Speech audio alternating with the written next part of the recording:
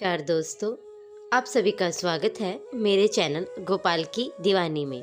आज हम आपको बताने जा रहे हैं मोक्षदा एकादशी के बारे में और मोक्षदा कथा के बारे में। मार्गशीर्ष के शुक्ल पक्ष की एकादशी को मोक्षदा एकादशी कहा जाता है।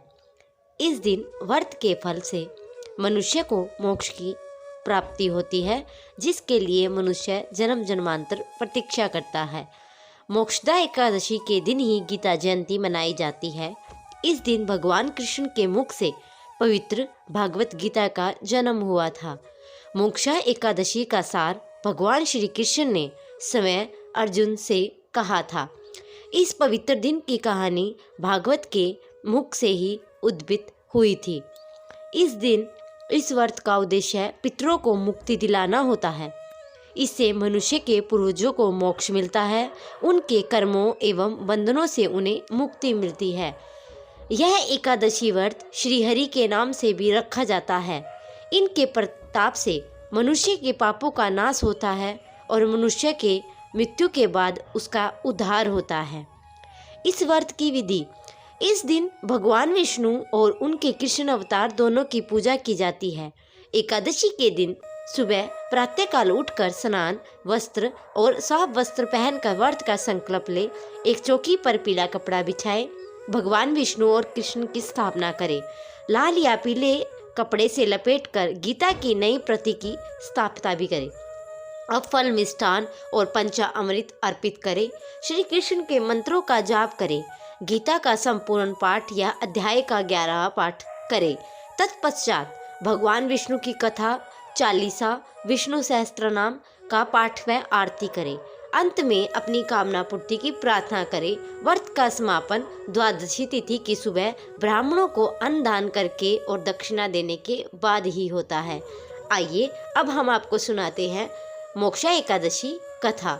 महाभारत के युद्ध का मैदान था और महाराज युधिष्ठिर के अनुज और अर्जुन सामने अपने बुजुर्गों को देखकर विरुद्ध शस्त्र उठाने का साहस नहीं जुटा पा रहे थे। तब महाराज युधिष्ठिर ने कहा, हे भगवान, आप तीनों लोकों के स्वामी, सबको सुख देने वाले और जगत के पति हैं। मैं आपको नमस्कार करता हूँ। हे देव, आप सबके हितैषी हैं। अतः मेरे से अंश को दूर करके मुझे बताए, मार्गशीर्ष एकादशी का क्या नाम है?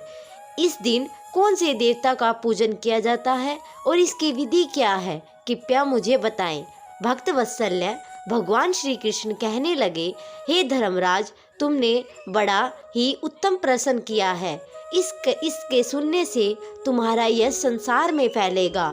मार्गशीर्ष शुक्ल एकादशी अनेक पापों को नष्ट करने वाली है। इसका नाम मोक्षदा एकादशी है।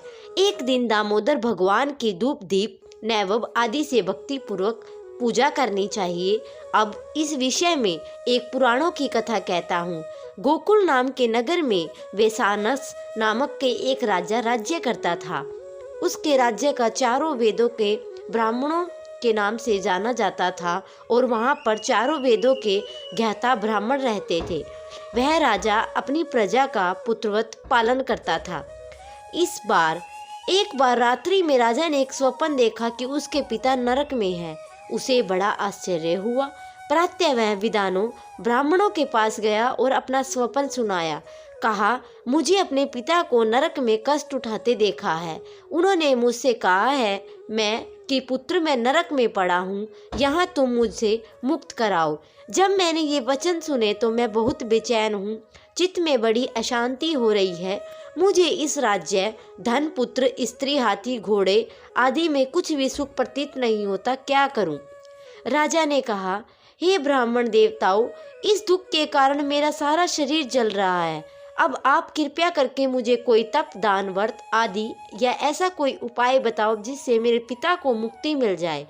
उस पुत्र का जीवन व्यर्थ है जो अपने माता पिता का उद्धार न कर सके। एक उत्तम पुत्र जो अपने माता पिता तथा पूर्वजों का उद्धार करता है, वह 1000 मूर्ख पुत्रों से अच्छा है। जैसे एक चंद्रमा सारे जगत में प्रकाश देता है, परंतु 1000 तारे नहीं कर सकते। ब्राह्मणों ने कहा, हे राजन, यहाँ पास ही भूत भविष्य वर्तमान के ज्ञाता पर्वत ऋषि का आश्रम है, आपकी समस्या का हल वे जरूर करेंगे। ऐसा सुनकर राजा मुनि आश्रम पर गया। वहाँ आश्रम में अनेक शांत चित्त योगी और मुनि तपस्या कर रहे थे। उसी जगह पर्वत मुनि भी बैठे हुए थे। राजा ने मुनि को साक्षात दंडवत किया। मुनि ने राजा से संगोपांग कुशल पूछी और राजा ने कहा, महाराजा, आपकी कृपा से मेरे राज्य में सब कुशल है, लेकिन अकस्मात मेरे चित्त में अशांति होने लगी है। ऐसा सुनकर पर्वत मुनि ने आंखें बंद की और भूत विचारने लगे और फिर बोले, राजन, मैंने योग के बल से तुम्हारे पिता के कुकर्मों को जान लिया है। उन्होंने पूर्व जन्म में कामोत्तर होकर एक पत्नी को रति दी, किंतु सोत के कहने पर दूसरे पत्नी को ऋतुदान मांगने को भी नहीं दिया। उसी पाप कर्म के कारण तुम्हारे पिता को नरक में जाना पड़ा। तब राजा ने कहा, इसका कोई उपाय बताइए। मुनि बोले, हे राजन, आप मार्गशीर्ष एकादशी का उपवास करें। उस उपवास के पुण्य से अपने पिता को संकल्प कर दे और उसके प्रभाव से अपने पिता को अवश्य नरक में मुक्ति होगी। मुनि के ये वचन सुनकर राजा महल में आया और मुनि के कहने के अनुसार कुटुंब सहित मोक्ष एकादशी का व्रत किया। उनके उपवास का पुण्य उनके पिता को अर्पण कर दिया। उसके प्रभाव से उनके पिता को मुक्ति मिल गई और स्वर्ग में जाते हुए पुत्र से कहने लगे, हे पुत्र, तेरा कल्याण हो। यह कहकर स्वर्ग में चले गए। मार्गशीर्ष मास के शुक्ल पक्ष मोकादशी को जो व्रत करते हैं उनके समस्त पाप नष्ट हो जाते हैं और इस व्रत में बढ़कर मोक्ष देने वाला कोई व्रत नहीं है। यह इस कथा को पढ़ने और सुनने से वायप याग का फल मिलता है और वह व्रत मोक्ष देने वाला तथा चिंतामणि के समान सब कामनाएं पूर्ण करने वाला है। तो यह थी मार्गशीर्ष मोक्षदा एकादशी के व्रत की कथा। अगर आपको व्रत कथा अच्छी लगी हो तो मेरे चैनल को लाइक करें, सब्सक्राइब करें और कमेंट में जय श्री विष्णु अवश्य लिखें। हरि हरि बोल।